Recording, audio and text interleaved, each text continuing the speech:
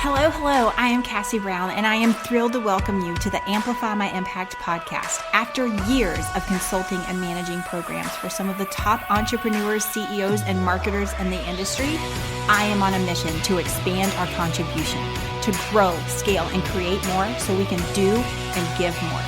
This podcast celebrates entrepreneurs who are boldly stepping up to own their calling, expand their influence, and stretch outside their comfort zone, who've decided to stop playing it small, pick up the mantle of contribution, and serve at a higher level, to lead by example and light the way for others. If that's you, then get ready to amplify. There's a fire that burns inside your soul, and we're going to ignite it into a roaring blaze of unstoppable momentum.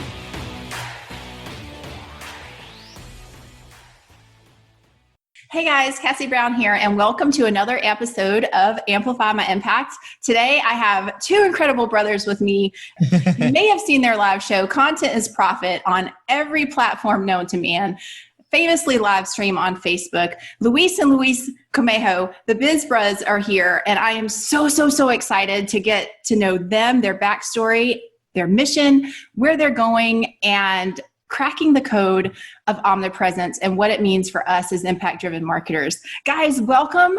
And I just want to dive right in. Please fill in the gap if I missed anything with your introductions or business, or if I completely butchered anything and said it wrong. I'm doing my best to make sure that I give you guys as much credit and uplifting, because I love and adore everything that you guys are doing, and I want to make sure more people know about it. Thank you so much. I mean, I think you nailed it. I mean, yeah. Most people, even my wife butchers my name, so that's okay. She knows that. Yeah, I gave up about day 3 in the US. I was like, it's okay. You guys can call me Louis or whatever you guys want. It's all good. Oh, I love it. But it's officially Luis.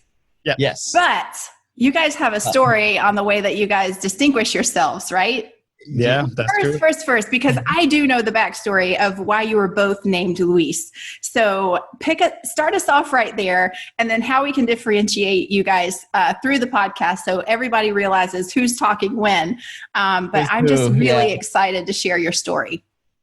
Yeah, definitely. So, I mean, if you're watching the video now, one of us has, the beard, which is the wonderful Fonzie, and we call him Fonzie for a very specific reason, right?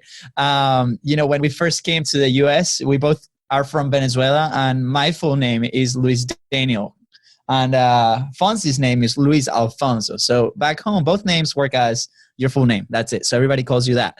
But when we came here, we found out that was a little hard for people to say the whole thing. So we're like, you know what? Just call me Luis. And then Fonzie came where we live now. About a year later? After almost a year later, and it's like, what? He's also Luis? Well, no, he's really Luis Alfonso, but same thing. It was like Luis and Luis. So as we started this entrepreneurial journey, all the events, all the conference, we will go together, and everybody's like, Luis, copy paste. What is this? And it became such a cool thing. But in the real world, right?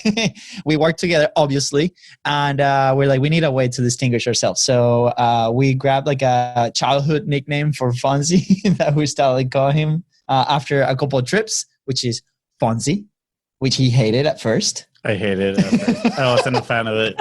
And now we call him because now he knows who the Fonz is. So he's very excited. Yeah. I actually ran into someone that they were like, wow, that is such a cool nickname. And I was dying inside. I was like, no, it's not. And she's like, of course it is. You haven't seen Happy Days. And I was like, no. And that was a shock for that person. And they're like, well, the Fonz is in that show and he's awesome. Immediately I went to YouTube. I'm like, Happy Days, Fonz. And I saw a video and I'm like, yeah, I can embrace it now. I like it. So I stayed as Fonzie. So now it's Fonzie, and they can call me Luis Da because of Daniel. So Luis Da. That's it. Da. I love it. And I love it even more that you're actually putting a new spin on Fonzie, because what you guys are doing is right now, if you're an entrepreneur, it's not a question on whether you need to publish, you need to be on social media, you need that personal brand behind you. where whatever phase that you're at, just beginning, mid to scale, and then growing beyond 6, 7, 8 figures, because our audience is out there and they're consuming online content. And you guys, what you're doing now is just incredible. It's the modernizing the opportunity that we have with social media, but it wasn't always that way. Like, how did you guys get started, and how did you figure out, like, and continue to kind of like hone in on your lane that you're going to own, and this is our space and we're just going to claim it? Yeah. So in regards to how we started, right? Like, it wasn't always content. So when I was about to graduate college, I actually had a job. We were coaching soccer to like 2 to 6 years old. And as exciting as that was, and as much patience as they taught me, it had to come to an end. And after that, I was like, okay, what am I going to do next? I know for a fact that I don't want to go to a regular job, call it, if you want to call it that way, right? Like, I don't want to go to a 9 to 5, depend on somebody else per se. I'm like, I want to do my own thing. And at that point, we've tried like creating t-shirts. If you're watching this video, the t-shirts that we actually made it ourselves. We had a t-shirt company. We had a sticker company. We started trying, we tried to start a company called Be Wealthy, which it was pretty much just showcasing people that was wealthy. But everything led to, like, it was kind of like stepping blocks, right? Like, each failure led to the next thing. And eventually we were like, okay, well, we are doing way too much. We don't have like an individual process that we're known for, right? Like a specific method that is the Biz Bros. And we were just going to business, and literally we were doing like, okay, what are your problems? Yeah, we can solve them this, and on this other way. And so we will go back home and Google, how do you do this, and that? And then we'll execute and we'll somehow get results, which was awesome. But at the same time, they were not the best results because everything was customized. Yeah. So we went from, I guess the official start was when we created our social media marketing agency, which we did not have an idea how to take pictures or anything, but that was what we were offering to the businesses.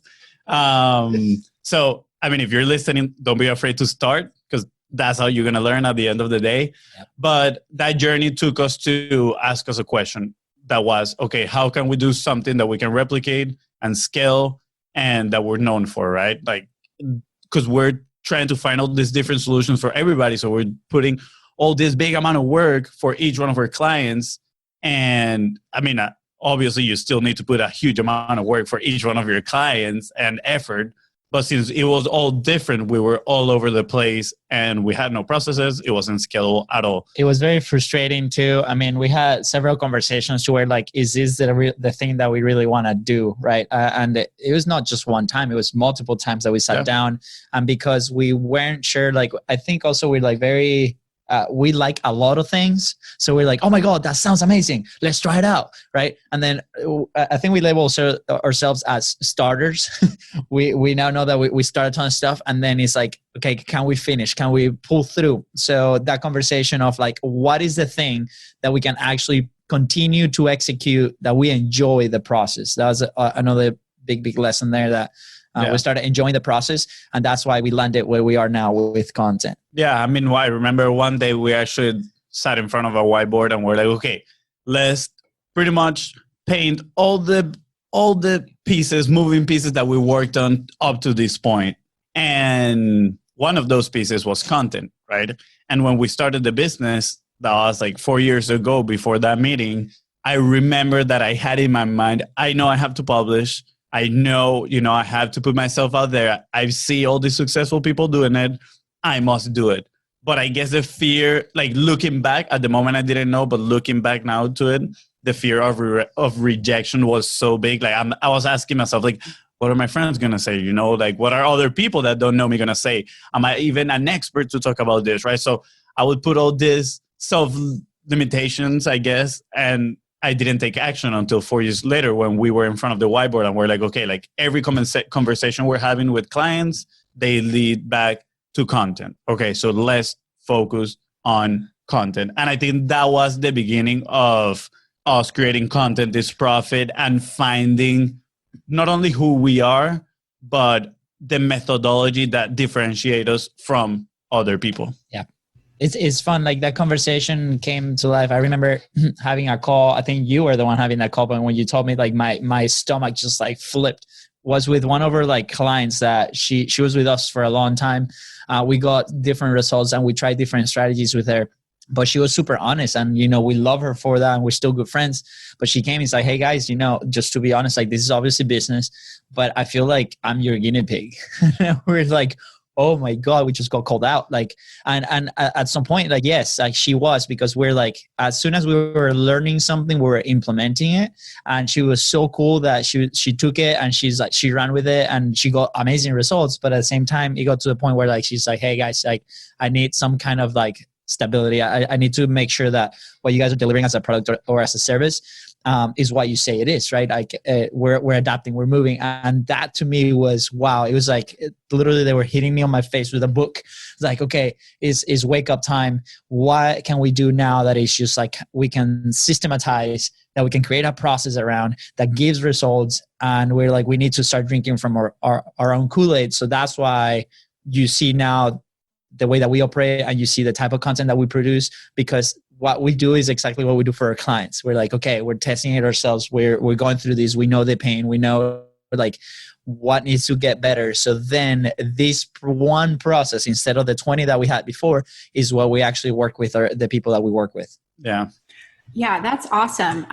So I definitely want to hone in on a couple things that you guys shared, and thank you for being so open and honest about that. Where I think we all have that first client where it's like we are learning and we are implementing as fast as possible with the intention to get them results.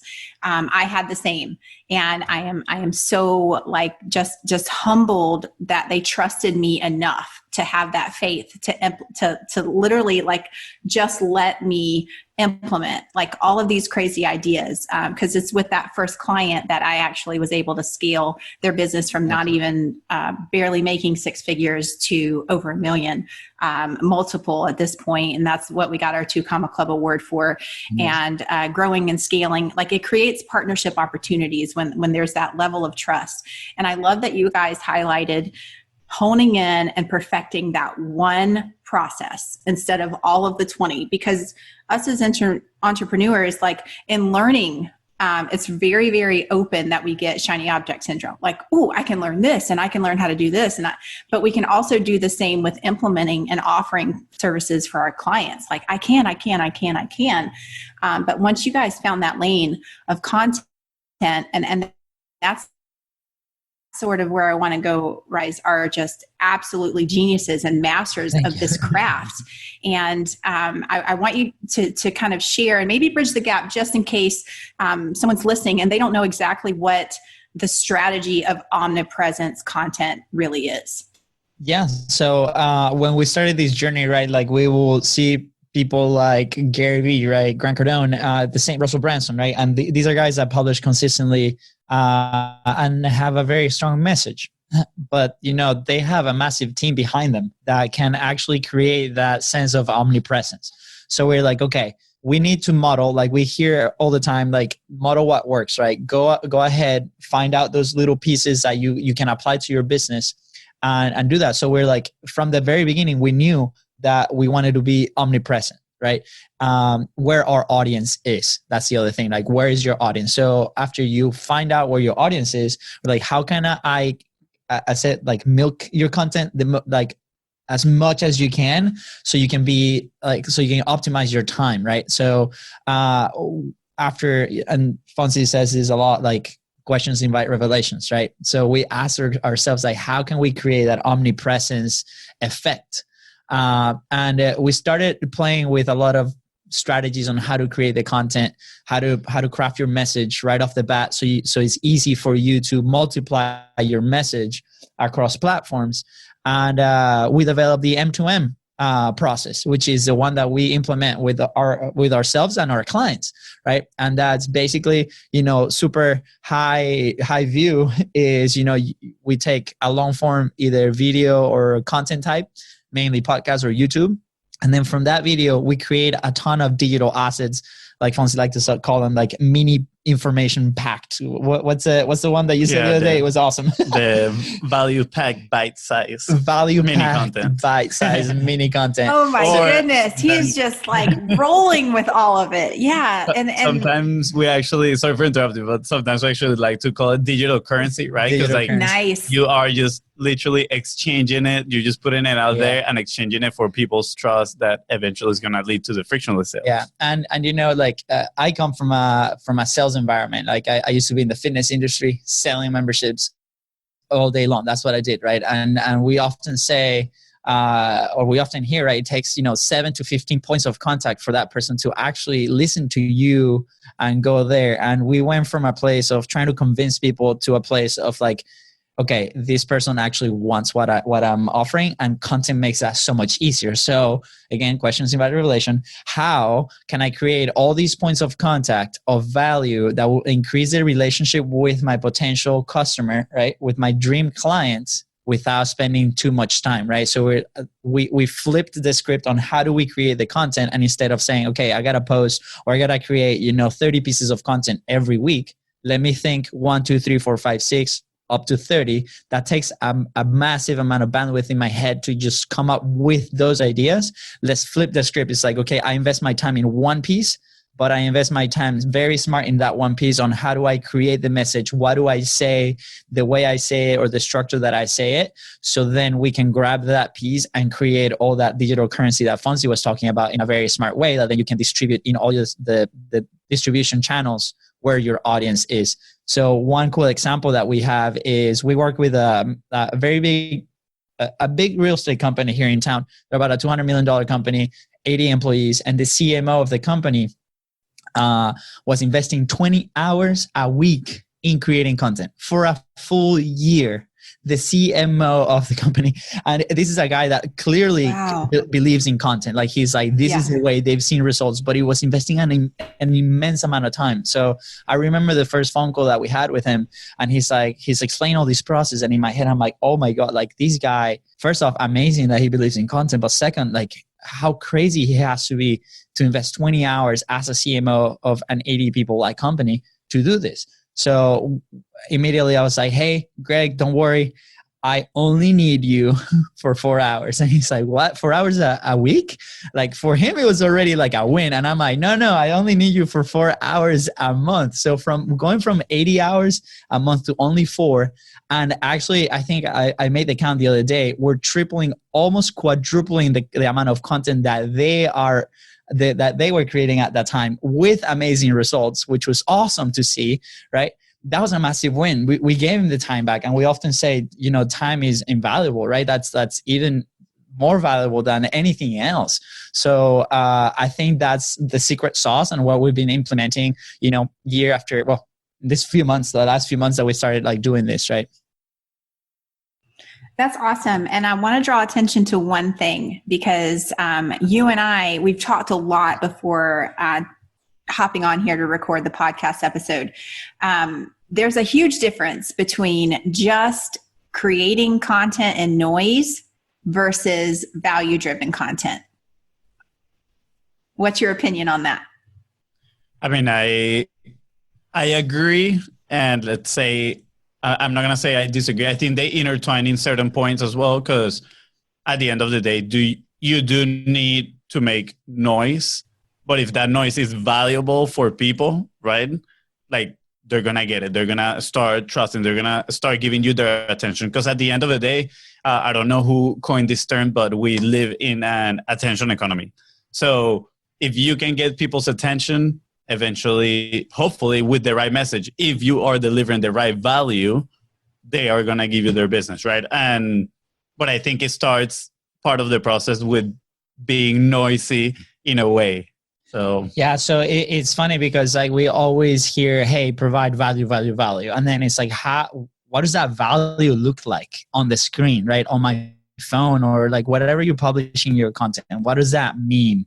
And again, we go back to the points of contact. We named the show Content is Profit for a reason. Profit means a lot of things to a lot of people. For us, it means freedom. For us, it means time, because the clients that we got, we're able to serve them to the best of our ability because we're honing down in this system, and at the same time it allows us to grow our company, right? So we're blasting out there a very specific message to get a very specific type of client, but at the same time, when you listen to the show, the feedback that we got is like, it's super entertaining. Like, it's fun to see the dynamic between you guys. We have music. Since we recorded live, there's massive fails in the middle of the show. I mean, we had an interview with Marley Jacks a couple of days ago, and we normally record on Skype because it works perfectly with like our system, but obviously she did not have Skype and we had to adapt. So we did a Zoom call, and we had like this whole intro planned, and the whole thing went to hell because the Zoom like wasn't working with our software, and it was such a mess. You know what? That's live. It's okay. So we embrace that, and just by being true to who we are, the people that kind of understand or identify themselves with that message are going to continue to listen to you. So that's a big part of value, right? And then the second part is those points of contact that you're creating. So yeah, it has to be conscious points of contact. The way that we design the content is so every digital currency piece that we put out there has an element of value, but at the same time is directing everybody to that next step, because your content and marketing is the start of the sale, is the start of that relationship that's going to allow you as a business to make a sale. So what does that look like? It is a call to action. It's like, what's the next step? So a lot of people miss that connection between content and the sales process. But yes, it has to be full of value. It has to be meaningful to your audience, but we can't forget that connection between the content and your sales process. Yeah, I think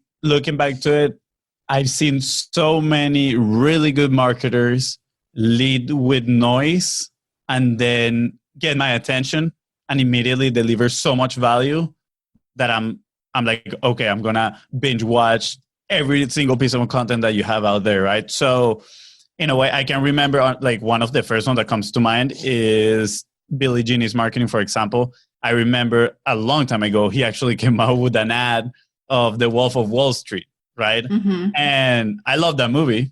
And when I saw the ad, I was like, oh, this is so entertaining. This is so cool. Right. So I will qualify that as noise because it wasn't giving me anything really valuable, any lesson.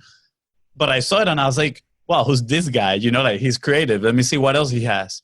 And then I started listening to his content, and whether I agree or disagree with some of the stuff that he teaches or whatever, I was like, wow, this is pretty cool. You know, like, he does have some valuable stuff in his content, but he led with noise. That's how he grabbed my attention. So I think it's kind of like, if you can put it in a way, like a dance between the two, right? Like value-driven content and making noise.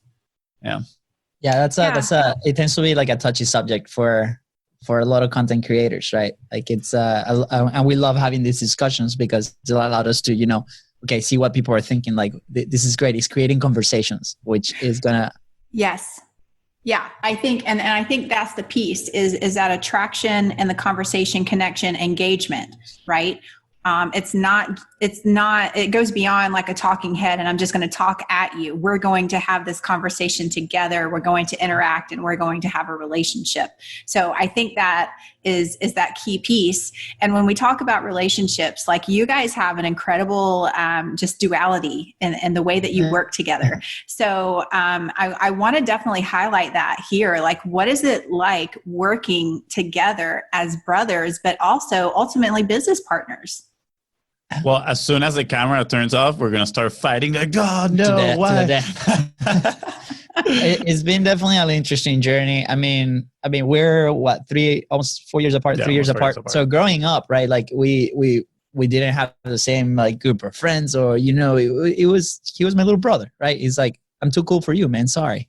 It felt like that. Yeah. But I think there's a couple of factors there that people might overlook, right? We're both away from home. We're in a different country. We've been here for almost 10 years now, which this is home now. But when we first came here, we had to really like hone into each other and like support each other, because that's a connection to you and your family. So we were in a foreign environment, obviously making friends and doing that, but it's not the same. So, he was living in Texas the first couple of years, and then he moved to Florida, where we live now. And that's when the relationship, I feel like, really started to grow, right?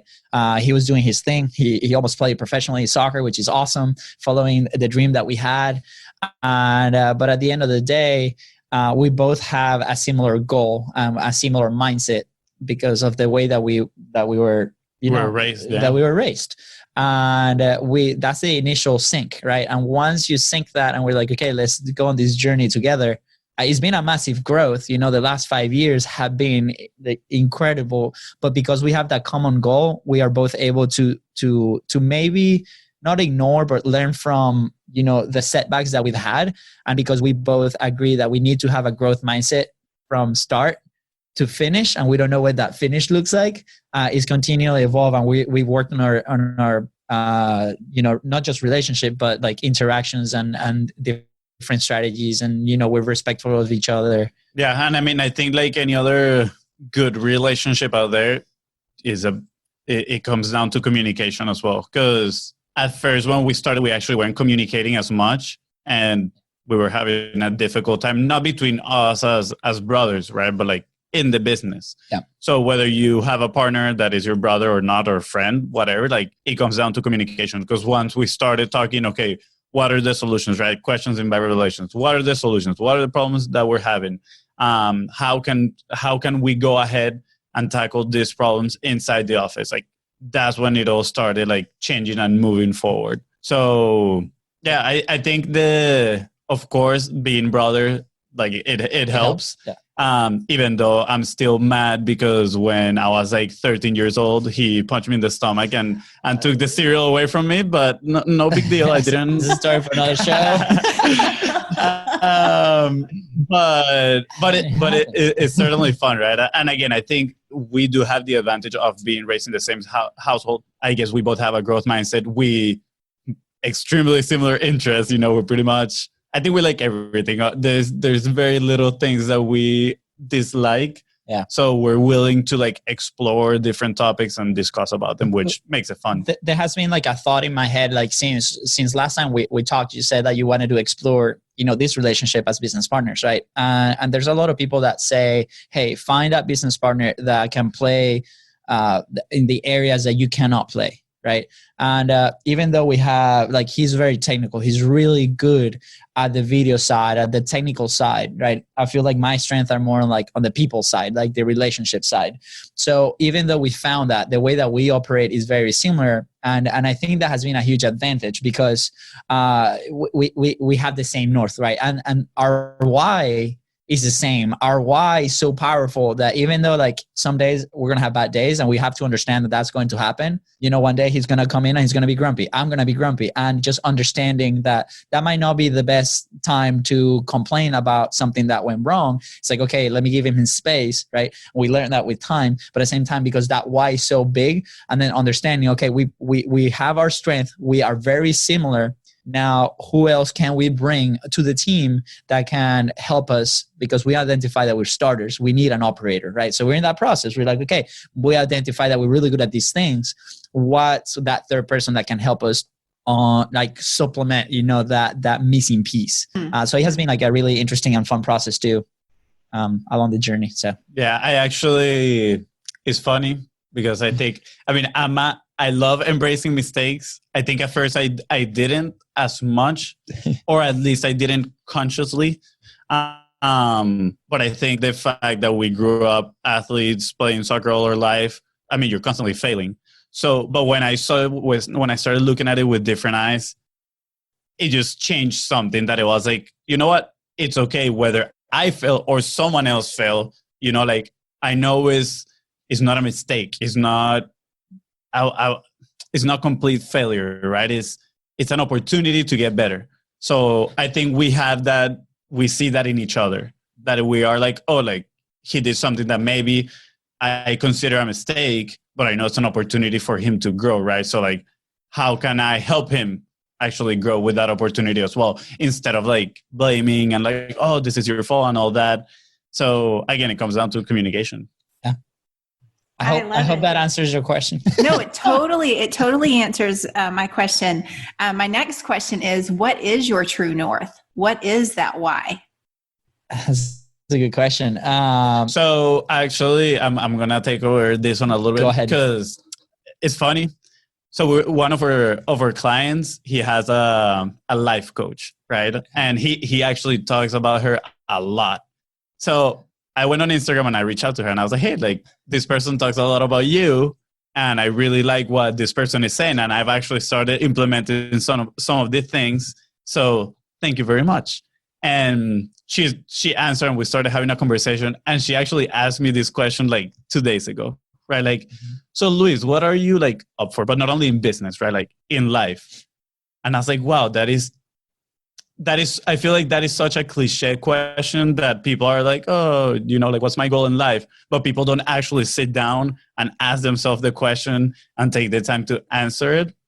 So in the answer that I wrote, I told her that I was like, well, you know, like I feel like I'm an ambitious person but my success doesn't really depend on whether if I achieve my financial goals or all the material things that I want. Like, I don't think my happiness depends on that, right? Like, I don't want to go to the end of my days and look back and say like, oh, I wish I would have enjoyed more the journey, right? So I know how I want to feel during the journey. I do not know what I'm going to accomplish, right? And I don't want to like, I think looking too much into the future, you're just like wasting a lot of time, if I'm being honest, because like, you got the present right now and you got to like focus on that. So I know, I'm like, okay, I know this is how I'm going to feel. So if what I'm doing is making me feel that way, I'm going the right way. Of course, we put goals and objectives that we have, but as we grow, our goals also grow and they evolve, right? Because I mean, when we started our business, I was like, yeah, like I wish we have like a $10,000 a month, right? And obviously that's going to evolve. And now it's like, okay, I want a 6-figure month and so on and so on. So I think, again, like goals and objectives, some have a ceiling. And once you get there, they evolve. The journey as it is, I think that's what I would consider, me personally, my main goal. So talking as goals evolving, right? What is our true north? A big motivation for us, and I'm 100% sure I'm speaking for both of us when I say this, is our family. Our parents are still back in Venezuela. And if you guys don't know, Venezuela is a socialist country, socialist/communist country. And they're not in the best of situations, right? Like we could talk about that for a whole different episode. But our goal is like, okay, we want to give back to our parents because they gave so much to us. And they sacrificed so much so we could be in the position that we are right now. So I guess or at least that's my immediate goal. Yeah, 100%. That's how this whole thing started, right? We graduated from college and we're like, look, how can we, bring the family here, right? And, that's a whole different topic on immigration. And obviously we're both here legally. We're proud to say that we've worked really hard to be here and do that, right? It's taken years and there's a process, and this is a wonderful country that is giving us a ton of opportunities. But at the same time, the only way that we saw bringing them here to stay with us because of the political situation was we need to start a business because it requires a certain amount of money to pay for these legal processes, to pay to make sure that they come here and they have a place to stay and they don't have to worry about going to work every single day, and they can do what they want because they've supported us through our entire life. I mean, we grew up, our dream was to play soccer. We had the opportunity to go play in Europe for a couple of years, right? And we have massive opportunities because of their sacrifices. So we want to pay it back. So that is like the little, like the top of the icing, right? But like he said, enjoying that process. We actually, when we started the t-shirt company, well, it was actually a sticker company that evolved really quickly into a t-shirt company. And we have the printers like in our garage, right? And we live in Florida and it's like 90 degrees out and humid. And our business partner decided to work with, which we love, by the way, like, we still talk. But he's like, we want to do water base, and water base is an issue because like it gets dry. And then, so we were coming from work and jumping on making these t-shirts, 300 t-shirts orders at 8 p.m. and we will finish at 3 a.m. And it was just like very painful process. So even though it could have gotten us there, the process was so painful that we're like, no way, like this is not where we want to be. And we learned that lesson that, leads to what Fonzie said, in his reflection on, okay, why are we doing this? Are we enjoying the process? And if we are, let's keep having fun. And, that's what it's all about, right? Let's enjoy it. We have these conversations every single day, and we love it. So it's like, let's keep doing it because it's going to allow us to get to our main, top with the family in a very fun way. And, enjoying it. And that doesn't mean like, we are extremely positive people. Oh, big time. Sometimes I've gotten complaints about that, and I'm like, oh, that's fine, like that makes me happy. But like that doesn't mean like we don't have a sense of reality as well, right? Like, of course, you're gonna have rough days, bad days, that things are not gonna go your way, right? But you need to recognize that it's not gonna be, like roses 24/7, 365. So you gotta accept when you have those bad days and you're like, okay, what can I learn from this? And I'm gonna move on, and I'm gonna fall back into that journey that was gonna take me ultimately to my goal, but I'm being happy on that journey. I love it. That's two sides of the coin. That's very, very important. It's not choosing happiness with the sacrifice of hustling towards an income goal. And that's what I love about it is we all have these milestones and goals along the way that, like you said, will continue to grow and evolve.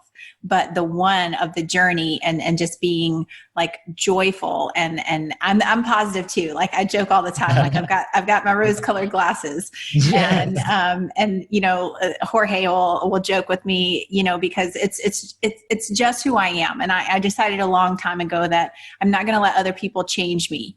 There is, bad and evil and stress and all of this stuff. There is things wrong in the world, but I get to choose how I'm going to filter it and how I'm going to react to it and the attitude and what I'm going to bring to the table. So I really, really appreciate you guys sharing that, because it's a lot of people get stuck on, I'm going to achieve X and it doesn't matter what I have to sacrifice or who I have to beat or what I have to lose in myself to get there.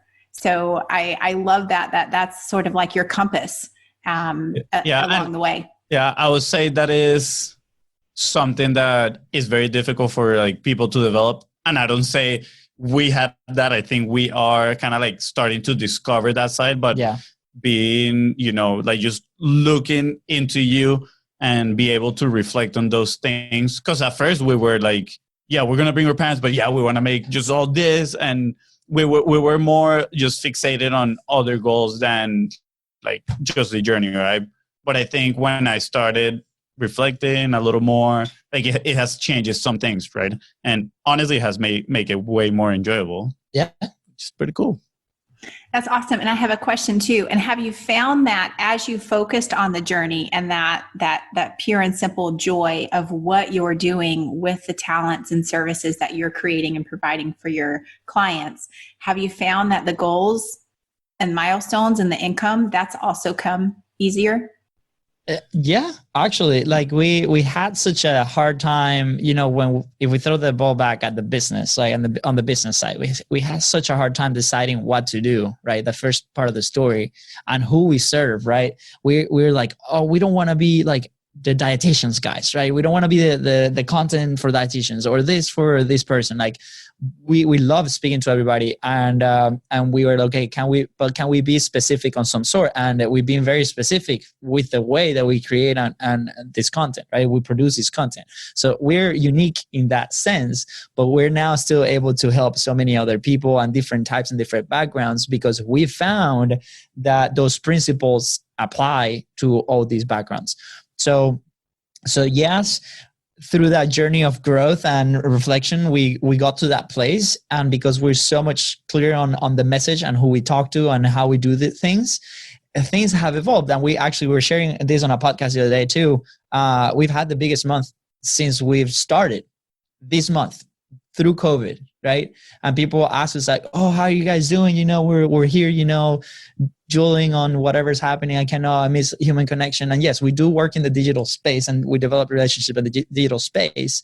We're people person. We love to hang out, but we decided there was a pivotal moment at the beginning of that month that our biggest client canceled. And we're like, I don't know if Fonzie remembers, but I was on the phone and just like leaned back on my chair and we're like, we're going out of business. Like I was in shock. I had to like go outside and walk it out. And he was like, how, like in this situation, right?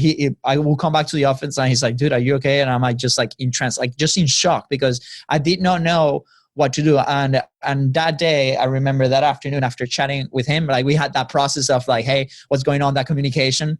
I think without him and that support, like I would have gone like depressed for like a full week and just like not do anything. And we're like, okay, this is our opportunity to double down, triple down, and we went from a mindset of creating just 4 shows a month for our podcast to deciding on doing it 3 for the English show in English, in a week, and 3 for the Spanish show in a week. So 24 shows a month from 4. And we're like, this is our opportunity to just like execute.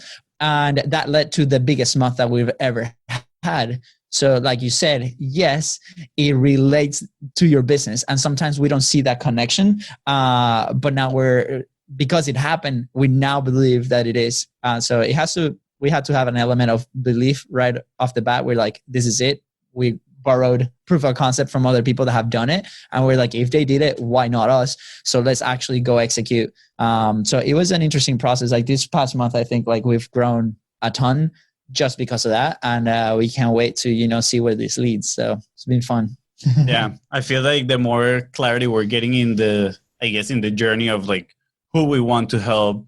And not only that, but like kind of like, who are we, right? Like what are our strengths, like, and what do we like to do? What do we enjoy? It gets easier in the business because now we know what we're looking for, like, right? It gives you that sense of clarity. Like, okay, like a person comes and they tell you like, hey, I want X, Y, and Z. And maybe because we were operating from a place of need before, we were going to be like, you know what? Yes, come on board. We'll figure it out. Now we're like, you know what? I'm sorry. We're not able to help you, but we might know this other person that might. Yeah. And send them that way. And it's totally fine. It actually feels good. Yeah. You're like, like just imagine all that time that we save, all those headaches, right? And I want to clarify something, like finding your way, I guess, like finding happiness in your journey doesn't mean that you're going to be avoiding like the bad things, right? Like it's not about being happy 24/7 and avoiding like problems and issues. Like you still got to tackle issues head on. And like, because if there's no stresses and if there's no, like those mistakes, you're not going to grow. Yep. So if you're all happy all the time and like not taking on challenges, you might just stay stagnant in one place and don't grow, right? And I think that's an important point to make, because a lot of people, again, they're just very black and white, and they're like, oh, but I cannot be happy all day. How people stay happy all the time? And it's not like that, right? Like reality is, yes, there's challenges and there's like stress things that happen, but we use those to grow. And we relate them to our business and are like, okay, like this is stressing us out. How can we change that and give a new direction to our business where we know it's going to be better for everybody, right? Because at the end of the day, if you're stressed with a client, they're going to be feeling that, and you're doing that disservice to them because you're not actually helping them to your full capacity. Yeah, we had a really cool story. We were part of this event called Startup Weekend. And, I don't know if you're familiar with that event, but they recruit a ton of entrepreneurs, different backgrounds. And in a weekend, they actually create a minimum viable product that goes to market in just 3 days. So it's very intense. And we had the opportunity to do it a few years back as a contestant. And now we were invited as mentors and just to help these people out, right? So we show up, and one of the sponsors is like super typical salesy guy, super outgoing, like, oh, I'm going to convince you, right? And they were working with, what was the type of product that they were? Well, they were CBD. They were doing CBD, and they white label a ton of CBD products. So like, and there's so many options, right? So like every person that he would talk to, like he'll convince, right? That's my word. He will convince to become a client. So we're having this chat during lunch where he's like, what do you guys do? So we're going through our stories and we're going through like what we do exactly. And he's like, perfect. So how will you convince me, or how will you sell me? And the first question I ask is like, hey, do you produce content? And he's like, no, like I wouldn't even go there. I don't want you as a client. And he's like, what? You could feel in his face, like he goes so offended, and he's like, no, but sell me. I want to see how you sell. I'm like, I am not, because you do not produce content. And the thing that I need from you first is your content. I need you to be consistent, because our high-end service requires that. So I'm not even going to have a conversation with you because you don't produce. And it got super heated and super fun conversation with him, because he's like, okay, well, if Jimmy Jumps comes to you, right, and they want your product, I'm going to ask them the same question. And if they don't produce content, I'm not going to do it, because we were there. We were like working with a network of fitness studios that before we had our message very clear and knew who we were going to talk to, we convinced them to do this, right? To create these pieces. And these are coaches that perform live every day, 3 hours in front of hundreds of people, like to do the classes. And as soon as we put a camera in their face, they had no idea what to say. They had no idea how to say it. They would freeze. And we're like, oh my gosh, like why? Like you guys are so comfortable in your element. But apparently the camera, and we understand it is a fear. We had that fear, but we had to go through, solve all these friction points on how to teach him on how to speak, teach him on what stories to tell, teach him on how to do this. And we sat down and we're like, we have to rethink this, because we're not enjoying this process. There's so much friction to get this content out so we can be effective with our product. Should we actually drop them as clients because we're not able to help them to the best of our ability because they're not quite there yet? And the interesting thing is, like, circling back to what we do and the content and why we produce so much content and these digital currency points of contact is because our content actually indoctrinates our audience to the point that the frictionless sale happens. They come to us because they saw the content. They come to us because they identify with their message, and they're like, hey, I produce this, I do this. Like, they go through all the filters and all the hoops ahead of time. And then when they come to us to have that conversation, it's just a little tap where it's like, hey, this is my very specific solution to you. Let's work together. And it worked. And it has been amazing to see that through the content. So now it's like, how do we multiply that content even more so we can actually reach more people, so we can identify them with our message and solve their needs and stuff. So it has been definitely fun to go through that. Yeah. Oh my gosh, I love it. All incredible stories. When I first started my business, I was involved a lot in BNI, the chamber networks and everything like that. So when you say that typical state, like, I totally know it. It was like, come on, sell me. And I'm like, no, if I legitimately have a product or service that you don't need, I am not going to convince you that you need it, because that's equivalent to me like clubbing you over the head and dragging dead weight uphill. And I'm just not going to do that. It's a lot easier to run with someone towards a goal than it is to like just drag them kicking and screaming. Yeah, it's funny that you mentioned that, because we do have a third brother, right? And this is a secret that not many people know. His name is not Luis. His name is not Luis. And I want to clarify, that's not why he's not left out because his name is not Luis. So he actually lives in Colombia, in Bogota, right? And he knows almost zero English, right? But he's been like through corporate life, and he's very passionate. He's like very entrepreneurial. And, we decided a couple of days ago that we were going to give him a chance at coming into the company and see what we can build with him on the Hispanic side. So we've been on multiple calls where it's like, okay, let us teach you our process. Let's actually go through a sales call the way that we do it. And it's incredible that this connects, right? Because he hasn't been involved in this world. He hasn't lived it. So, and he's very corporate driven. So I remember like 2 nights ago, he's like 10 p.m., right? I'm walking the dogs and he's like, okay, tell me, like, what material do I have to send to companies? Like, how do I do? And we're like, we have no material to send the companies. Okay, so how do you sell them? Like, through a phone call, right? And like, oh my God, okay. So through content, like, don't worry, like, we have a very specific strategy, and it's completely different. And once he jumped on the call, he's starting to like get to know. And it's like, we have these so many options. Like, people need this solution, and I'm like, it's not what they need, is what they want. And if they need it and want it, even better, right? Because I'm gonna remove all the friction so he can be happy with the solution, and so we can be happy delivering that solution to them.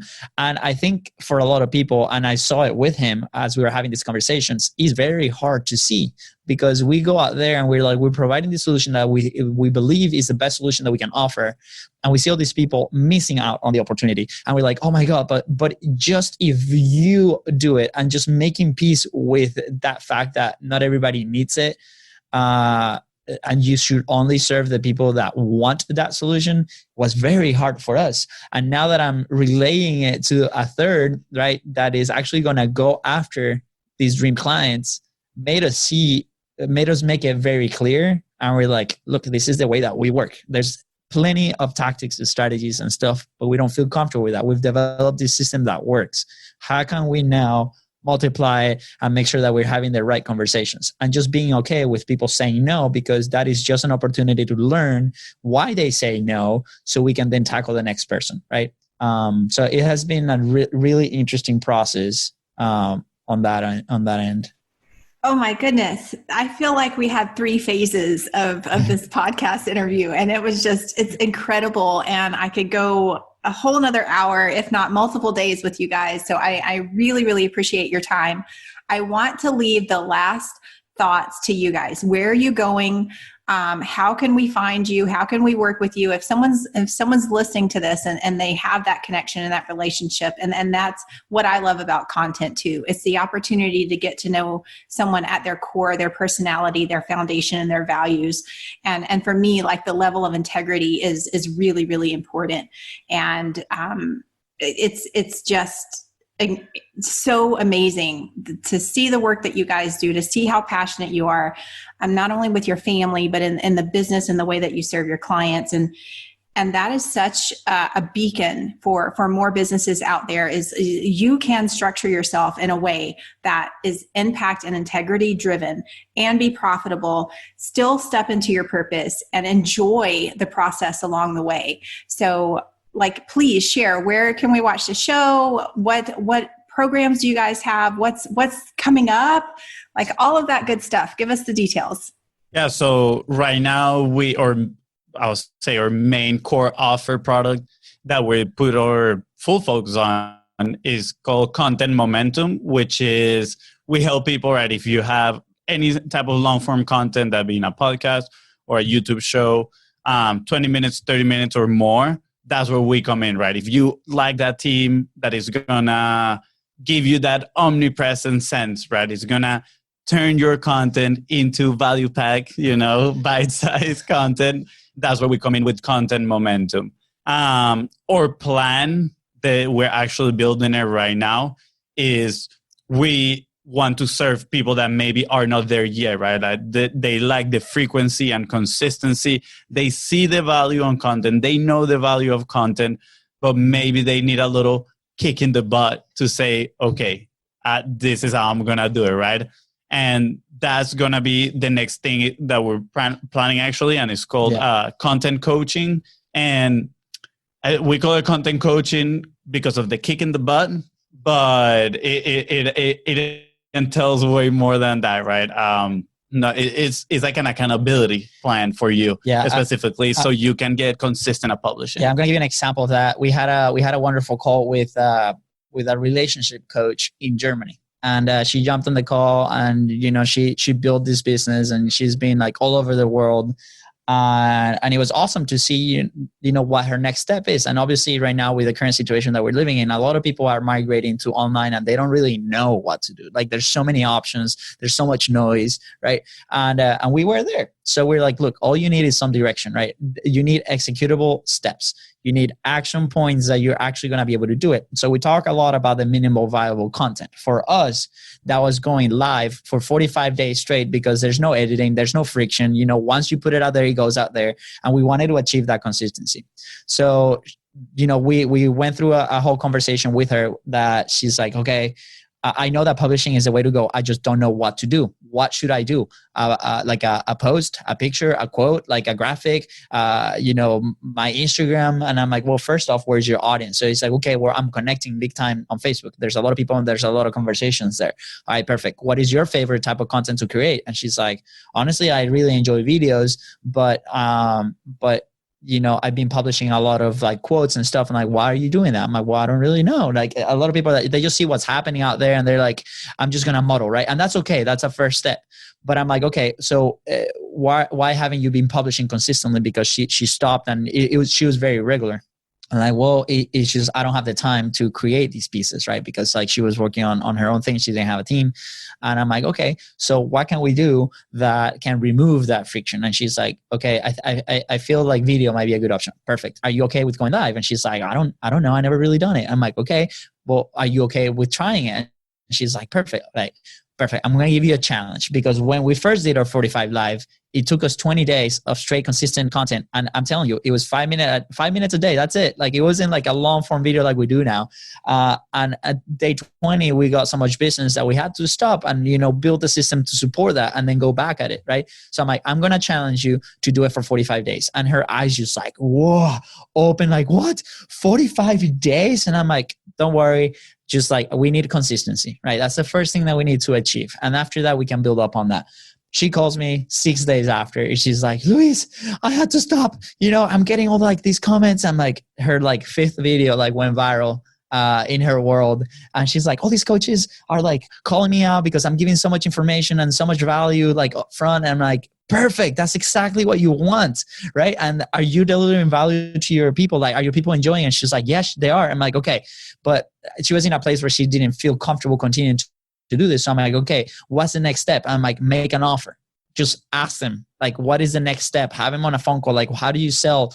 I sell through the phone call. Perfect. Have him on a phone call. And she got 4 paying clients after just 6 days of That's that awesome. small consistency action stuff. So, and we have had multiple calls like that where people are like, oh my God, like just the fact of being consistent with your message and just being out there helps a big time. So the next step with content coaching is creating a program that we can support that, keep people actually accountable to do this, right?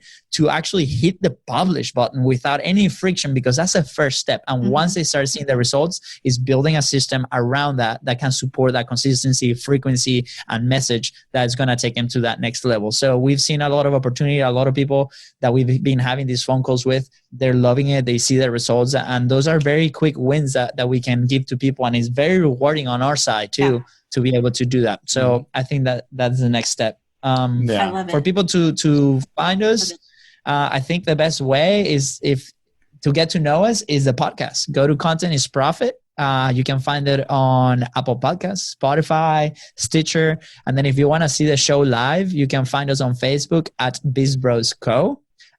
You can tune in Monday, Wednesdays, Fridays, afternoons. We go live in there. Time might change here and there because of the guests that we're having. But yeah, it's a lot of fun. We recommend you go joining us live because we also stay a little bit at the end. We answer any questions.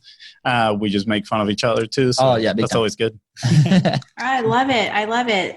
It's again, just so incredible to see you both together, the way that you interact. I love the way that you publish. Publishing was so important for me. It was really the cornerstone that changed everything. Because if you keep your message inside, you don't give people like a light or a beacon to find. It's one of those things like we could literally have the most valuable piece of information. And if all we're doing is keeping it to ourselves and we're not willing to get that message out there, there's people who are trying and seeking and searching to try to find that solution. And they're going to find other people that may not be as integrity based or heart centered or as results driven as you are. And it's just getting over that little bit of ego, like what we said, like taking it all the way back to the beginning, that fear of rejection. Cause I think that's really what it all comes down to is I'm going to stand up on this stage, virtual stage, and put my ideas and offers out there to be accepted or rejected. And we only focus on the rejected side. Yeah. We don't really give a lot of attention to where it's really, really due to that tribe of people that we are meant to step up and lead. So thank you guys. Thank you for being and echoing that voice. Thank you for having me. Thank you so much. It was so much fun. Yes. Awesome. Okay. So you guys, we will catch you on the next episode for Amplify My Impact. We're going to switch over live really quick, just to share a little bit of behind the scenes on this interview with both of our tribes and our fans online, because content is important. This is one podcast that's going to be like, we're walking the talk here. So we're going to stop recording. We're going to transition to that omnipresence mentality, and we're going to just give people a little bit of fun and behind the scenes. And so we're going to do the dance. We're going to do the dance of attention and value. So thank you guys. I love you. I appreciate you. And we'll see you next time. Thank you, Cassie. Have a good one. Thank you. Thanks so much for spending time with me today. I hope you've received value, encouragement, and exactly what you need to help keep you in momentum to grow and impact the world around you. Big or small, we all make a difference. Thanks also for subscribing, downloading, and leaving a review. This helps us reach others who need this message in their life. If you know anyone who would benefit from this podcast, please share so you and I can help more people boldly step into purpose. It is my heart's mission to help and encourage others. My internal belief that a rising tide lifts all ships. So much of what we talk about on the podcast is leading with value and building relationships through service. So we've created a collection of resources for you to continue growing, whether you are just getting started or ready to scale your business. Visit amplifymyimpact.com for show notes, downloads, programs, and more information about how to directly work with our team to amplify your impact and change the world.